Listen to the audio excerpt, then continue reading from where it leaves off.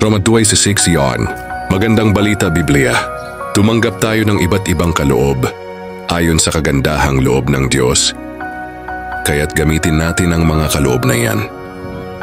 Kung ang ating kaloob ay pagsasalita ng pahayag mula sa Diyos, magpahayag tayo ayon sa sukat ng ating pananampalataya. Kung paglilingkod ang ating kaloob, maglingkod tayo. Magturo ang tumanggap ng kaloob sa pagtuturo. Magpalakas ng loob ang may kaloob sa pagpapalakas ng loob. Kung pagbibigay ang inyong kaloob, magbigay kayo ng buong puso.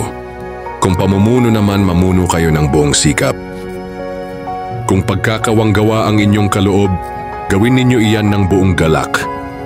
Salamat faithful ministry partners behind the scenes.